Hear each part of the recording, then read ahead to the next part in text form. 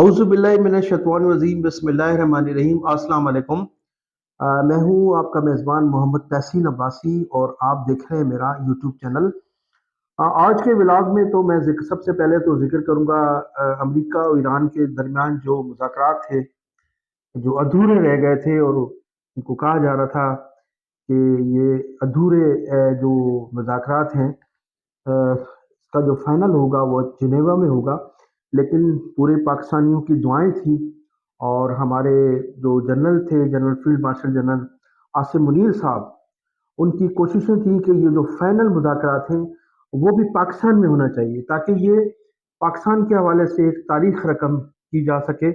और बिल्कुल इसमें जनरल आसिम मुनीर साहब पूरी तरह से कामयाब रहे। हमारी कौम की दुआएं भी थी और उनकी कोशिशें भी थी कि उन्होंने पे दर पे मुज़ाकरात किए दोनों मुल्कों की क़यादत से, और फिर वो खुद ईरान भी गए और वहाँ जाकर उन्होंने जो अपना किरदार अदा किया वो काबिल तारीफ़ है। जनरल आसिम मुनीर साहब जो हैं, उनकी क़यादत में जो कुछ भी ये गुज़श्ता 1 से 2 माह के दौरान जो फ़ैसले हुए इस जंग के हवाले से, इन्होंने पाकिस्तान के हवाले से एक तारीख रकम की है। और जनरल साहब की कोशिशों से बिलाशुबा पाकिस्तान का जो मुस्तकबिल है वो रोशन होता हुआ नज़र आ रहा है। और मैं समझता हूँ कि हमारी नस्लों के लिए ये एक बहुत बड़ी मिसाल भी होगी और इन इक़दामात से पाकिस्तान अब बहुत जल्द तरक्की की मनाजिल भी तय कर सकेगा। तो इस सिलसिले में पूरी कौम को एक मरतबा फिर मैं मुबारकबाद पेश करता हूँ कि पाकिस्तान जो है इन मुज़ाकरात के बाद जिस तेज़ी से अपनी मनाजिल, तरक्की की मनाजिल तय करेगा, और वो शायद लोगों के जहनों में भी ना हो। तो ये एक बड़ी खुश आइंद खबर है।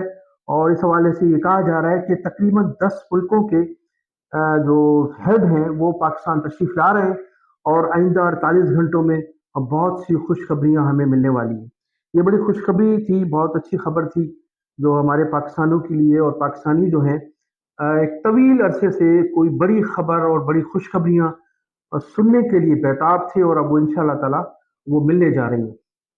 अच्छा नाज़रीन, अब मैं ज़िक्र करूँगा जो हमारे वज़ीर दाखिला है मोहसिन नकवी साहब, उन्होंने चंद रोज़ कबल कराची का दौरा किया था और कराची चैम्बर ऑफ कॉमर्स में उन्होंने खिताब करते हुए ये फरमाया था कि पाकिस्तान से गुज़श्ता 3 सालों में तकरीबन 100 अरब डॉलर जो हैं वो मनी लॉन्ड्रिंग के ज़रिए मुंतकिल किए गए हैं। और उनका ये भी कहना था कि कराची में 2 लोगों को जो गिरफ्तार किया गया, 2 से 3 लोग अगर गिरफ्तार किए गए तो सब पता लग जाएगा कि कितने किसके पैसे बाहर गए हैं और किस तरह से गए।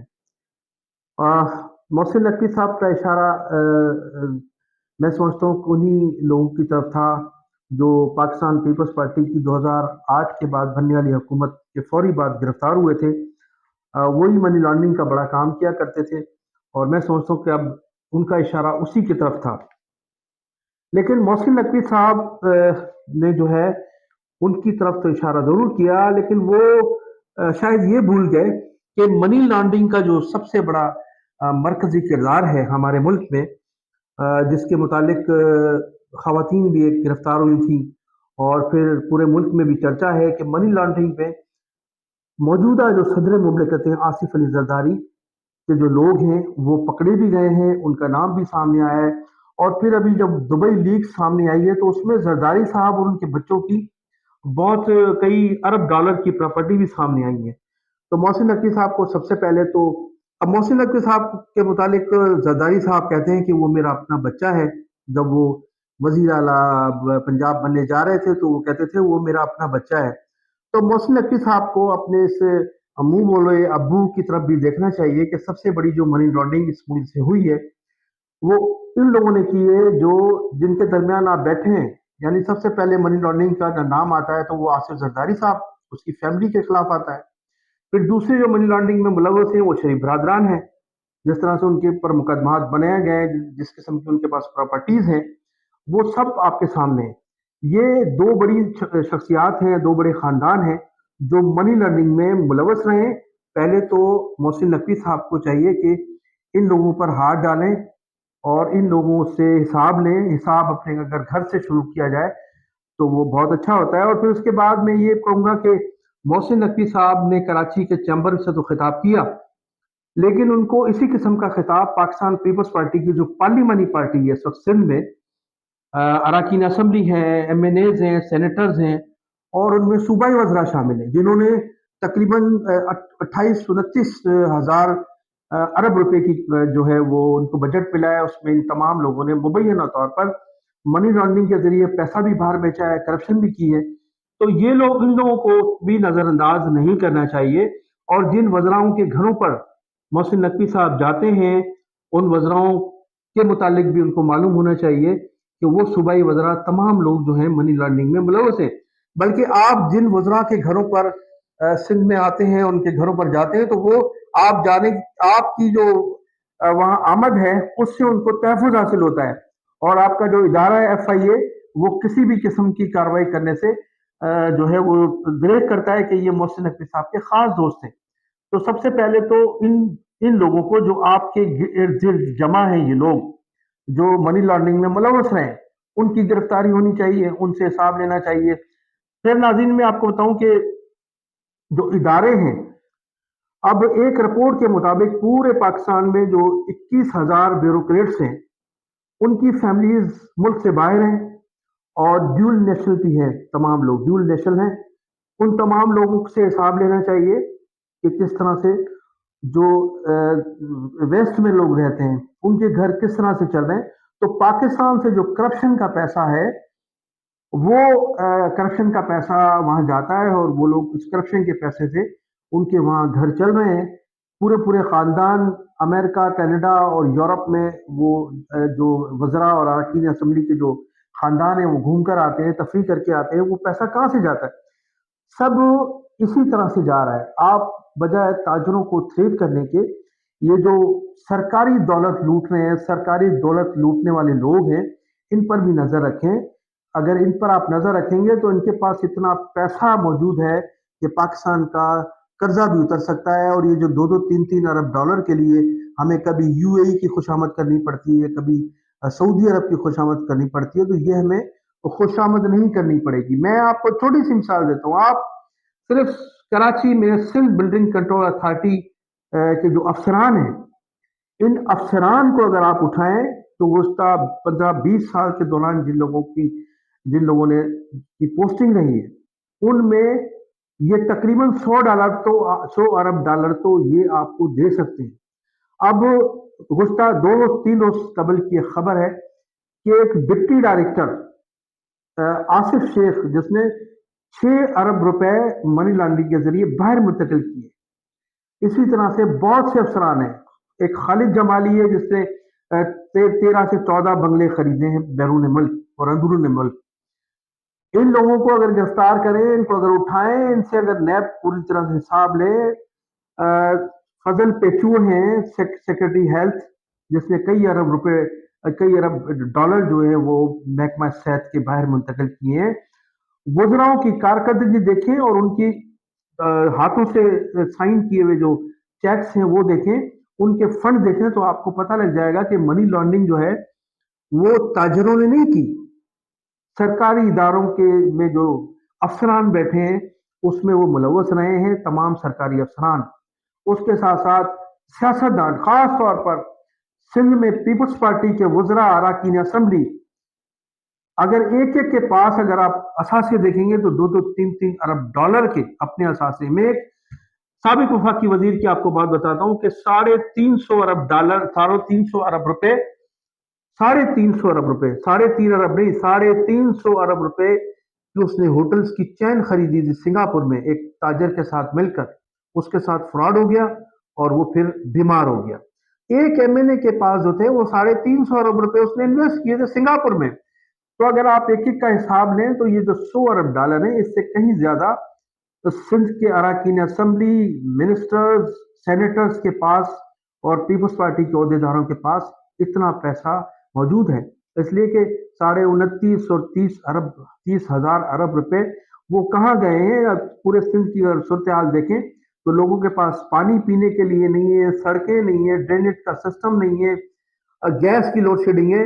تو آپ کو اندازہ ہو جائے گا. آپ چھان بین کریں, آپ چھوڑ دیں پورے پاکستان کو, آپ چھوڑ دیں کرپٹ جنرلوں کو, آپ سندھ کے اگر سیاستدانوں کو, سندھ کے بیوروکریٹس کو اگر چیک کریں تو آپ کو پتہ لگ جائے گا کہ 100 ارب ڈالر سے کئی ارب ڈالر جو ہیں وہ ان لوگوں کے پاس بیرون ملک ہیں اور اندرون ملک ہیں.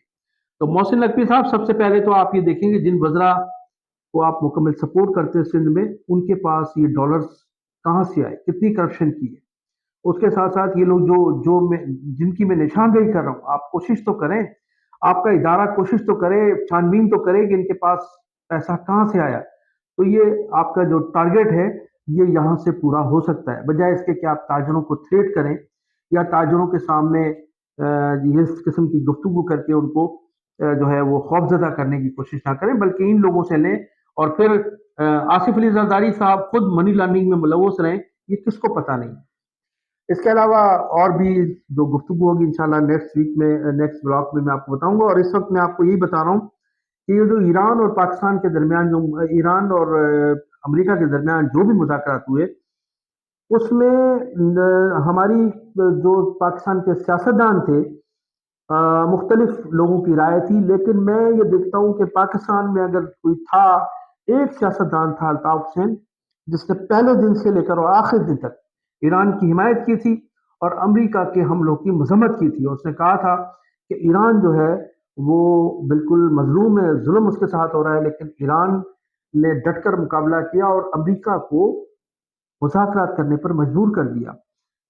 کسی سیاستدان نے ایران کی حمایت نہیں کی تھی, اس لیے کہ تمام لوگ جو تھے وہ امریکن ایجنڈا پہ چلتے ہیں, ان سے فنڈنگ ان کو ہوتی ہے, ان سیاسی جماعتوں کو وہاں سے ان کو بریفنگ دی جاتی ہے.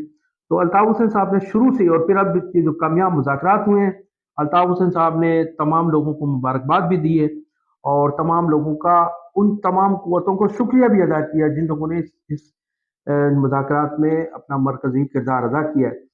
اب میں ذکر کروں گا آصف علی زرداری صاحب کا. تو کہا جا رہا ہے کہ آصف علی زرداری اور بلاول بھٹو زرداری کو جس دن ایران اور امریکہ کے درمیان مذاکرات ہو رہے تھے, 2 دن ان کو اسلام آباد سے نکل جانے کا حکم دیا تھا. تو یہ بالکل حقیقت پر مبنی ہے, اور اب بھی یہ کہا جا رہا ہے کہ جب یہ مذاکرات فائنل ہوں گے اسلام آباد میں, تو دونوں کو دوبارہ کہا گیا ہے کہ وہ کم از کم اسلام آباد میں موجود نہ ہوں, اگر ہوں بھی تو ایوان صدر تک محدود رہیں. اور وجہ کیا ہے؟ وجہ یہ ہے کہ جب ایران امریکہ کے درمیان مذاکرات ہونے جا رہے تھے, اس وقت ان کی بڑی صاحبزادی بختیار بھٹو نے ایک ٹویٹ کیا تھا ایران کے خلاف. اس وقت ایک ایسے موقع پر ایک مخالفانہ ٹویٹ کرنا دونوں ملکوں کے لیے جو تھا وہ تکلیف دہ تھا.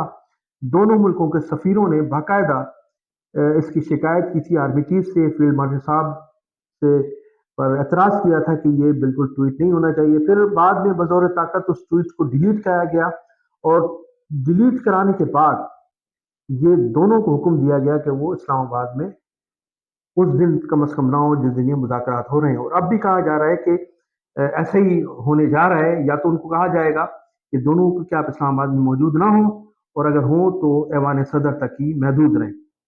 آخر میں ناظرین میں ذکر کروں گا فیصل مجیب, جو ڈان کے نامور فوٹوگرافر ہیں, اور ان کی ہمدردی متحدہ قومی موومنٹ 90 سے الطاف حسین صاحب کے پرانے ساتھیوں میں ان کا شمار ہوتا ہے. تو آج انہیں جو ہے وہ نامعلوم افراد نے اغوا کر لیا ہے. اور نامعلوم افراد کون ہیں یہ سب لوگ جانتے ہیں کہ نامعلوم افراد کون ہیں اور کس طرح سے لوگوں کو اٹھایا جاتا رہا ہے.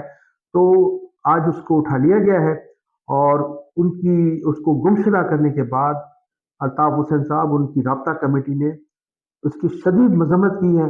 اور وزیر اعظم فیلڈ مارشل جناب سید عاصم منیر صاحب, جو آج کل پوری دنیا میں ایک ہیرو کا کردار ادا کر رہے ہیں, ان سے اپیل کی ہے کہ اس خوشی کے موقع پر کہ جب ایران اور امریکہ کے درمیان مذاکرات ہو رہے ہیں, پوری قوم جو ہے بڑی خوش نظر آ رہی ہے, پوری دنیا میں پاکستان کا نام روشن ہے اور ہماری قوم کی عزت و تقریم میں اضافہ ہوا ہے. تو فیصل مجیر سمیت, نثار پنور سمیت, محسن پنور سمیت تمام سیاسی کارکنان کو, جو لوگ بھی لاپتہ ہیں ان کو بھی رہا کیا جائے, اور یہ لوگ جو اٹھائے گئے ہیں, جن لوگوں نے بھی گمشدہ کیا ہے, تو برائے مہربانی ان کو فل فور رہا کیا جائے۔ تو ناظرین، میں انہی الفاظ کے ساتھ آپ سے اجازت چاہوں گا، پہلے چینل کو سبسکرائب بھی کیجیے گا، کمنٹ سیکشن میں اپنی قیمتی رائے کا اظہار ضرور کیجیے گا۔ پاکستان زندہ باد، پاکستان پائندہ باد۔